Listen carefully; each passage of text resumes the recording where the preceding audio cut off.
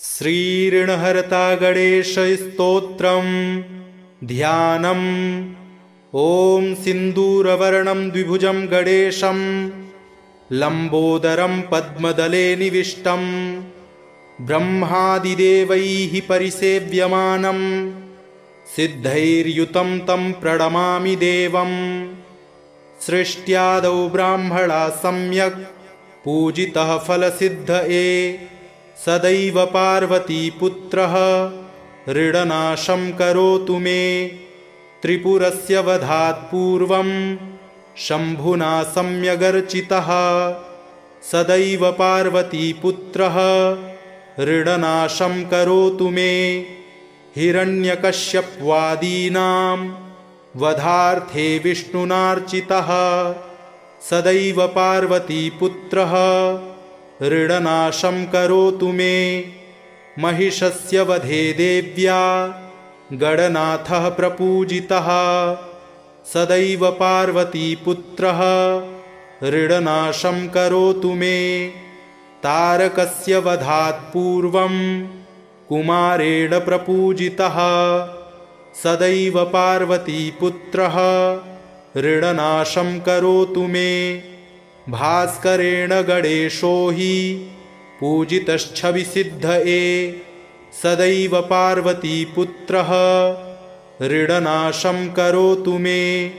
शशिना कान्तिवृद्ध्यर्थं पूजितो गणनायकः सदैव पार्वतीपुत्रः ऋणनाशं करोतु मे। पालनाय च तपसां विश्वामित्रेण पूजितः सदैव पार्वतीपुत्रः ऋणनाशं करोतु मे। इदं तृणहरं स्तोत्रं तीव्रं दारिद्र्यनाशनम् एकवारं पठेन्नित्यं वर्षमेकं समाहितः दारिद्र्यं दारुणं त्यक्त्वा कुबेरसमतां व्रजेत्। सृष्ट्यादौ ब्राह्मणा सम्यक् पूजितः फलसिद्धये सदैव पार्वतीपुत्रः ऋणनाशं करोतु मे। त्रिपुरस्य वधात् पूर्वं शम्भुना सम्यगर्चितः सदैव पार्वतीपुत्रः ऋणनाशं करोतु मे। हिरण्यकश्यपवादीनां वधार्थे विष्णुनार्चितः सदैव पार्वतीपुत्रः ऋणनाशं करोतु मे। महिषस्य वधे देव्या गणनाथः प्रपूजितः सदैव पार्वतीपुत्रः ऋणनाशं करोतु मे। तारकस्य वधात् पूर्वं कुमारेण प्रपूजितः सदैव पार्वतीपुत्रः ऋणनाशं करोतु मे। भास्करेण गणेशो हि पूजितश्छविसिद्धये सदैव पार्वतीपुत्रः ऋणनाशं करोतु मे। शशिना कान्तिवृद्ध्यर्थं पूजितो गणनायकः सदैव पार्वतीपुत्रः ऋणनाशं करोतु मे। पालनाय च तपसां विश्वामित्रेण पूजितः सदैव पार्वतीपुत्रः ऋणनाशं करोतु मे। इदं तृणहरं स्तोत्रं तीव्रं दारिद्र्यनाशनम् एकवारं पठेन्नित्यं वर्षमेकं समाहितः दारिद्र्यं दारुणं त्यक्त्वा कुबेरसमतां व्रजेत्। सृष्ट्यादौ ब्राह्मणा सम्यक् पूजितः फलसिद्धये सदैव पार्वतीपुत्रः ऋणनाशं करोतु मे। त्रिपुरस्य वधात् पूर्वं शम्भुना सम्यगर्चितः सदैव पार्वतीपुत्रः ऋणनाशं करोतु मे। हिरण्यकश्यपवादीनां वधार्थे विष्णुनार्चितः सदैव पार्वतीपुत्रः ऋणनाशं करोतु मे। महिषस्य वधे देव्या गणनाथः प्रपूजितः सदैव पार्वतीपुत्रः ऋणनाशं करोतु मे। तारकस्य वधात् पूर्वं कुमारेण प्रपूजितः सदैव पार्वतीपुत्रः ऋणनाशं करोतु मे। भास्करेण गणेशो हि पूजितश्छविसिद्धये सदैव पार्वतीपुत्रः ऋणनाशं करोतु मे। शशिना कान्तिवृद्ध्यर्थं पूजितो गणनायकः सदैव पार्वतीपुत्रः ऋणनाशं करोतु मे।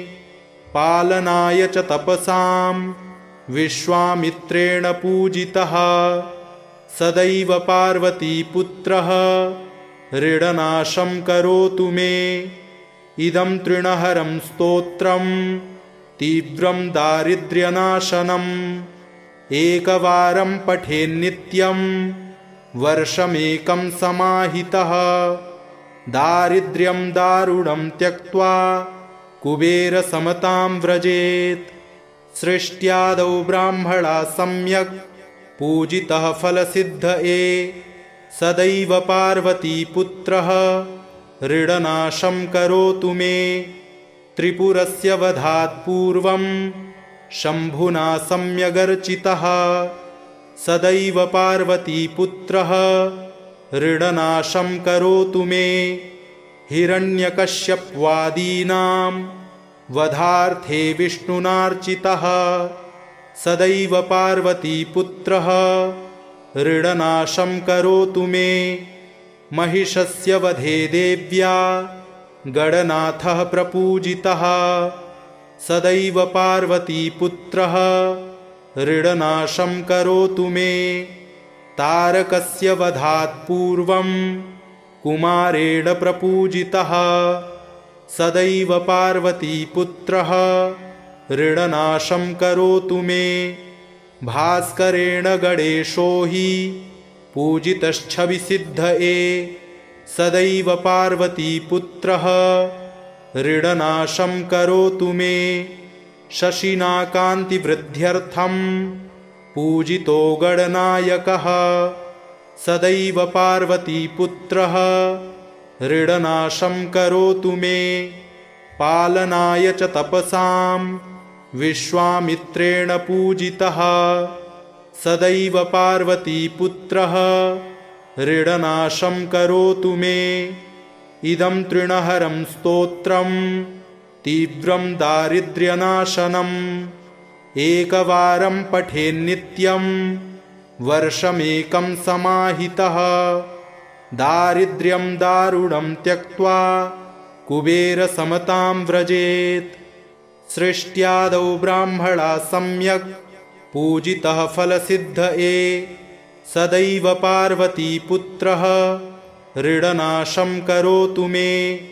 त्रिपुरस्य वधात् पूर्वं शम्भुना सम्यगर्चितः सदैव पार्वतीपुत्रः ऋणनाशं करोतु मे।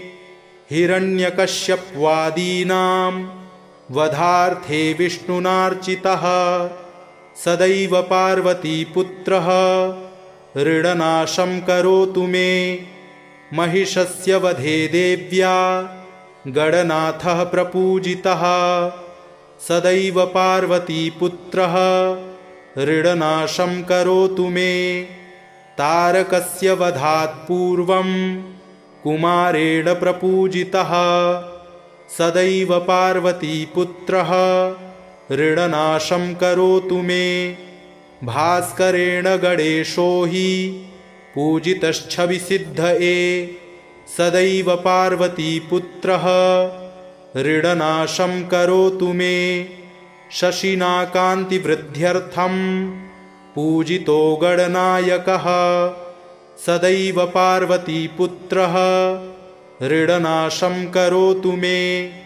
पालनाय च तपसां विश्वामित्रेण पूजितः सदैव पार्वतीपुत्रः ऋणनाशं करोतु मे।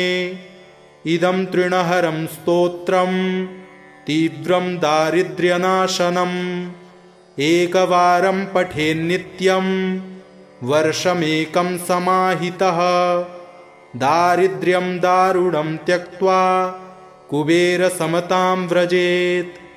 सृष्ट्यादौ ब्राह्मणा सम्यक् पूजितः फलसिद्धये सदैव पार्वतीपुत्रः ऋणनाशं करोतु मे। त्रिपुरस्य वधात् पूर्वं शम्भुना सम्यगर्चितः सदैव पार्वतीपुत्रः ऋणनाशं करोतु मे। हिरण्यकश्यपवादीनां वधार्थे विष्णुनार्चितः सदैव पार्वतीपुत्रः ऋणनाशं करोतु मे। महिषस्य वधे देव्या गणनाथः प्रपूजितः सदैव पार्वतीपुत्रः ऋणनाशं करोतु मे। तारकस्य वधात् पूर्वं कुमारेण प्रपूजितः सदैव पार्वतीपुत्रः ऋणनाशं करोतु मे। भास्करेण गणेशो हि पूजितश्छविसिद्धये सदैव पार्वतीपुत्रः ऋणनाशं करोतु मे। शशिना कान्तिवृद्ध्यर्थं पूजितो गणनायकः सदैव पार्वतीपुत्रः ऋणनाशं करोतु मे। पालनाय च तपसां विश्वामित्रेण पूजितः सदैव पार्वतीपुत्रः ऋणनाशं करोतु मे। इदं तृणहरं स्तोत्रं तीव्रं दारिद्र्यनाशनम् एकवारं पठेन्नित्यं वर्षमेकं समाहितः दारिद्र्यं दारुणं त्यक्त्वा कुबेरसमतां व्रजेत्। सृष्ट्यादौ ब्राह्मणा सम्यक् पूजितः फलसिद्धये सदैव पार्वतीपुत्रः ऋणनाशं करोतु मे। त्रिपुरस्य वधात् पूर्वं शम्भुना सम्यगर्चितः सदैव पार्वतीपुत्रः ऋणनाशं करोतु मे। हिरण्यकश्यपवादीनां वधार्थे विष्णुनार्चितः सदैव पार्वतीपुत्रः ऋणनाशं करोतु मे। महिषस्य वधे देव्या गणनाथः प्रपूजितः सदैव पार्वतीपुत्रः ऋणनाशं करोतु मे। तारकस्य वधात् पूर्वं कुमारेण प्रपूजितः सदैव पार्वतीपुत्रः ऋणनाशं करोतु मे। भास्करेण गणेशो हि पूजितश्छविसिद्धये सदैव पार्वतीपुत्रः ऋणनाशं करोतु मे। शशिना कान्तिवृद्ध्यर्थं पूजितो गणनायकः सदैव पार्वतीपुत्रः ऋणनाशं करोतु मे। पालनाय च तपसां विश्वामित्रेण पूजितः सदैव पार्वतीपुत्रः ऋणनाशं करोतु मे। इदं तृणहरं स्तोत्रं तीव्रं दारिद्र्यनाशनम् एकवारं पठेन्नित्यं वर्षमेकं समाहितः दारिद्र्यं दारुणं त्यक्त्वा कुबेरसमतां व्रजेत्। सृष्ट्यादौ ब्राह्मणा सम्यक् पूजितः फलसिद्धये सदैव पार्वतीपुत्रः ऋणनाशं करोतु मे। त्रिपुरस्य वधात् पूर्वं शम्भुना सम्यगर्चितः सदैव पार्वतीपुत्रः ऋणनाशं करोतु मे। हिरण्यकश्यपवादीनां वधार्थे विष्णुनार्चितः सदैव पार्वतीपुत्रः ऋणनाशं करोतु मे। महिषस्य वधे देव्या गणनाथः प्रपूजितः सदैव पार्वतीपुत्रः ऋणनाशं करोतु मे। तारकस्य वधात् पूर्वं कुमारेण प्रपूजितः सदैव पार्वतीपुत्रः ऋणनाशं करोतु मे।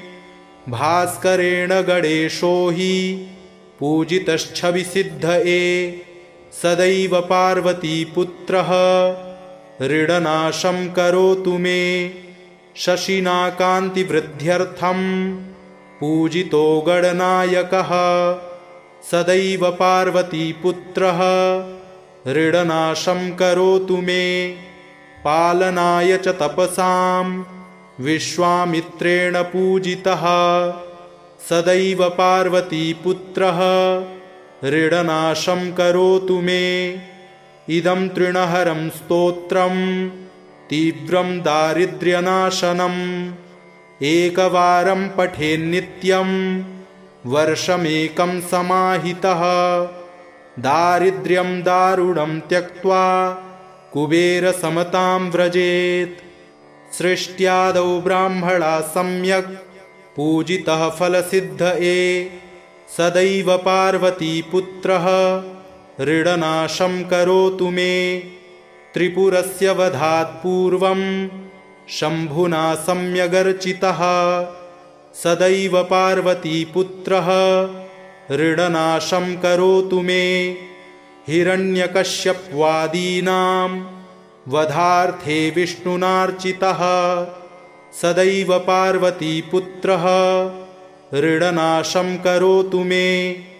महिषस्य वधे देव्या गणनाथः प्रपूजितः सदैव पार्वतीपुत्रः ऋणनाशं करोतु मे। तारकस्य वधात् पूर्वं कुमारेण प्रपूजितः सदैव पार्वतीपुत्रः ऋणनाशं करोतु मे। भास्करेण गणेशो हि पूजितश्छविसिद्धये सदैव पार्वतीपुत्रः ऋणनाशं करोतु मे। शशिना कान्तिवृद्ध्यर्थं पूजितो गणनायकः सदैव पार्वतीपुत्रः ऋणनाशं करोतु मे। पालनाय च तपसां विश्वामित्रेण पूजितः सदैव पार्वतीपुत्रः ऋणनाशं करोतु मे। इदं तृणहरं स्तोत्रं तीव्रं दारिद्र्यनाशनम् एकवारं पठेन्नित्यं वर्षमेकं समाहितः। दारिद्र्यं दारुणं त्यक्त्वा कुबेरसमतां व्रजेत्। सृष्ट्यादौ ब्राह्मणा सम्यक् पूजितः फलसिद्धये सदैव पार्वतीपुत्रः ऋणनाशं करोतु मे। त्रिपुरस्य वधात् पूर्वं शम्भुना सम्यगर्चितः सदैव पार्वतीपुत्रः ऋणनाशं करोतु मे। हिरण्यकश्यपवादीनां वधार्थे विष्णुनार्चितः सदैव पार्वतीपुत्रः ऋणनाशं करोतु मे। महिषस्य वधे देव्या गणनाथः प्रपूजितः सदैव पार्वतीपुत्रः ऋणनाशं करोतु मे। तारकस्य वधात् पूर्वं कुमारेण प्रपूजितः सदैव पार्वतीपुत्रः ऋणनाशं करोतु मे।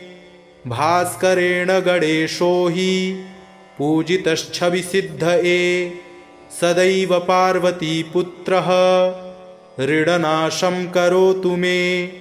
शशिना कान्तिवृद्ध्यर्थं पूजितो गणनायकः सदैव पार्वतीपुत्रः ऋणनाशं करोतु मे। पालनाय च तपसां विश्वामित्रेण पूजितः सदैव पार्वतीपुत्रः ऋणनाशं करोतु मे। इदं तृणहरं स्तोत्रं तीव्रं दारिद्र्यनाशनम् एकवारं पठेन्नित्यं वर्षमेकं समाहितः दारिद्र्यं दारुणं त्यक्त्वा कुबेरसमतां व्रजेत्। सृष्ट्यादौ ब्राह्मणा सम्यक् पूजितः फलसिद्धये सदैव पार्वतीपुत्रः ऋणनाशं करोतु मे। त्रिपुरस्य वधात् पूर्वं शम्भुना सम्यगर्चितः सदैव पार्वतीपुत्रः ऋणनाशं करोतु मे। हिरण्यकश्यपवादीनां वधार्थे विष्णुनार्चितः सदैव पार्वतीपुत्रः ऋणनाशं करोतु मे। महिषस्य वधे देव्या गणनाथः प्रपूजितः सदैव पार्वतीपुत्रः ऋणनाशं करोतु मे। तारकस्य वधात् पूर्वं कुमारेण प्रपूजितः सदैव पार्वतीपुत्रः ऋणनाशं करोतु मे। भास्करेण गणेशो हि पूजितश्छविसिद्धये सदैव पार्वतीपुत्रः ऋणनाशं करोतु मे। शशिना कान्तिवृद्ध्यर्थं पूजितो गणनायकः सदैव पार्वतीपुत्रः ऋणनाशं करोतु मे। पालनाय च तपसां विश्वामित्रेण पूजितः सदैव पार्वतीपुत्रः ऋणनाशं करोतु मे।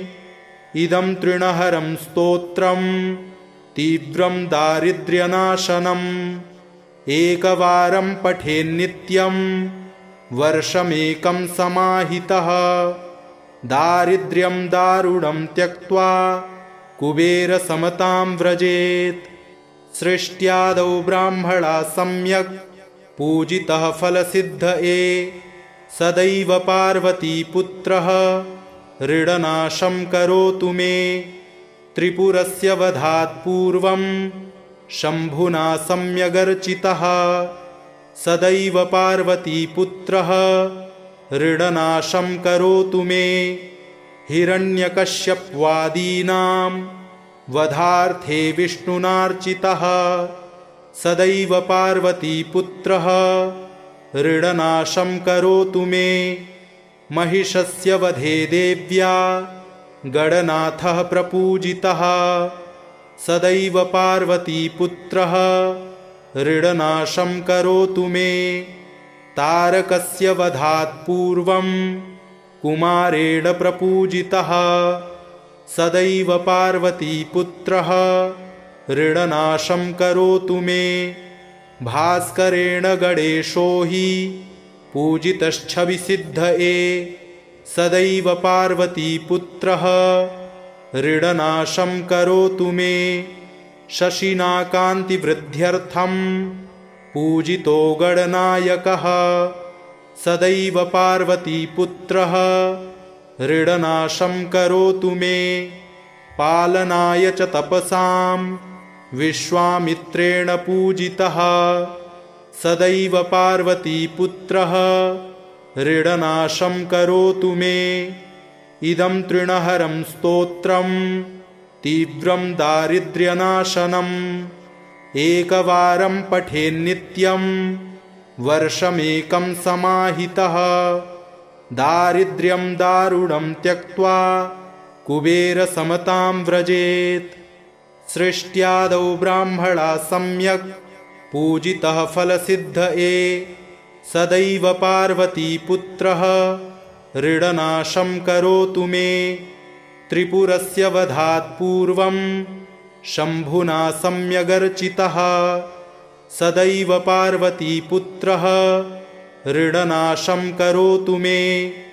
हिरण्यकश्यपवादीनां वधार्थे विष्णुनार्चितः सदैव पार्वतीपुत्रः ऋणनाशं करोतु मे। महिषस्य वधे देव्या गणनाथः प्रपूजितः सदैव पार्वतीपुत्रः ऋणनाशं करोतु मे। तारकस्य वधात् पूर्वं कुमारेण प्रपूजितः सदैव पार्वतीपुत्रः ऋणनाशं करोतु मे। भास्करेण गणेशो हि पूजितश्छविसिद्धये सदैव पार्वतीपुत्रः ऋणनाशं करोतु मे। शशिना कान्तिवृद्ध्यर्थं पूजितो गणनायकः सदैव पार्वतीपुत्रः ऋणनाशं करोतु मे।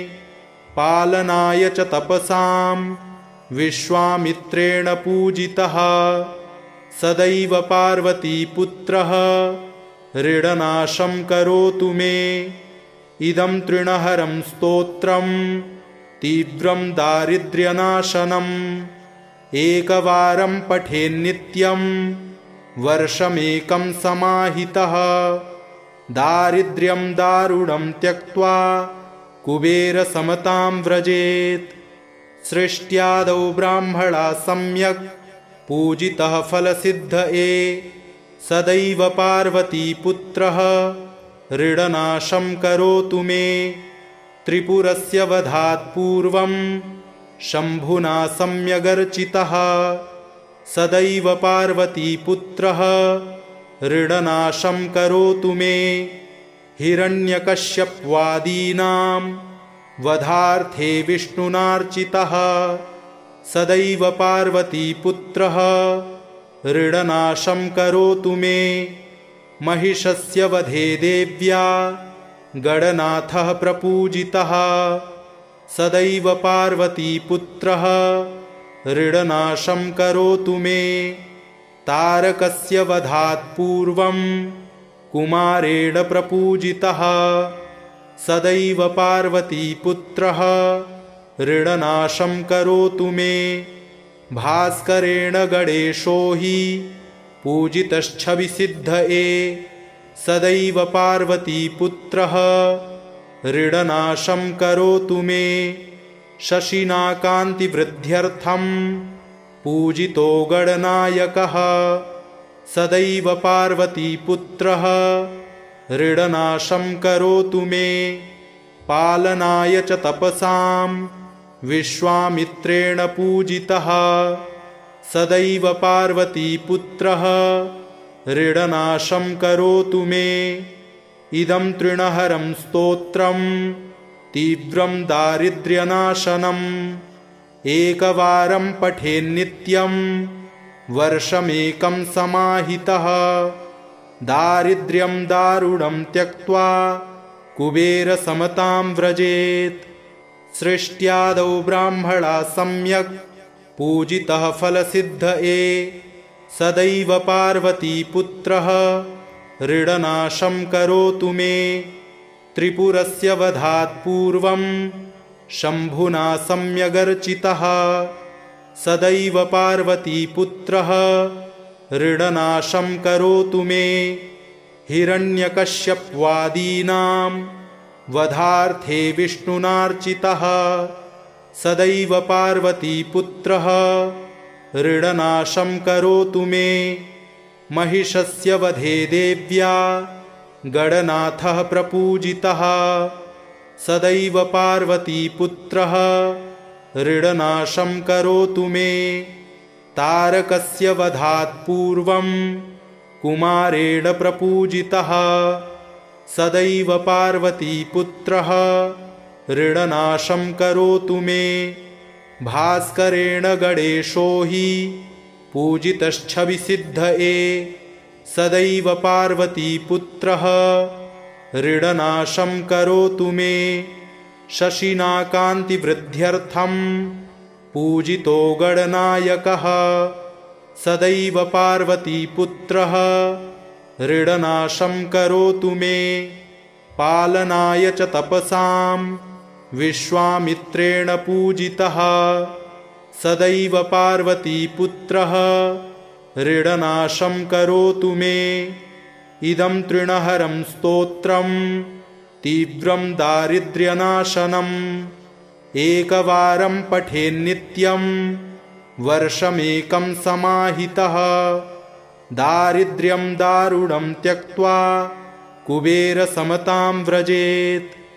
सृष्ट्यादौ ब्राह्मणा सम्यक् पूजितः फलसिद्धये, सदैव पार्वतीपुत्रः ऋणनाशं करोतु मे। त्रिपुरस्य वधात् पूर्वं शम्भुना सम्यगर्चितः, सदैव पार्वतीपुत्रः ऋणनाशं करोतु मे। हिरण्यकश्यपवादीनां वधार्थे विष्णुनार्चितः, सदैव पार्वतीपुत्रः ऋणनाशं करोतु मे। महिषस्य वधे देव्या गणनाथः प्रपूजितः, सदैव पार्वतीपुत्रः ऋणनाशं करोतु मे। तारकस्य वधात् पूर्वं कुमारेण प्रपूजितः, सदैव पार्वतीपुत्रः ऋणनाशं करोतु मे।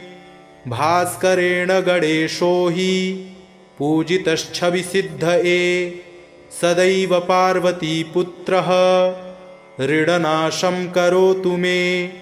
शशिना कान्तिवृद्ध्यर्थं पूजितो गणनायकः, सदैव पार्वतीपुत्रः ऋणनाशं करोतु मे।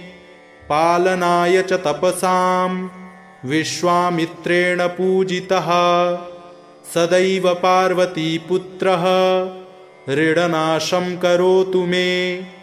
इदं तृणहरं स्तोत्रं तीव्रं दारिद्र्यनाशनम्, एकवारं पठेन्नित्यं वर्षमेकं समाहितः। दारिद्र्यं दारुणं त्यक्त्वा कुबेरसमतां व्रजेत्। इति श्री ऋणहर्ता गणेशस्तोत्रं सम्पूर्णम्।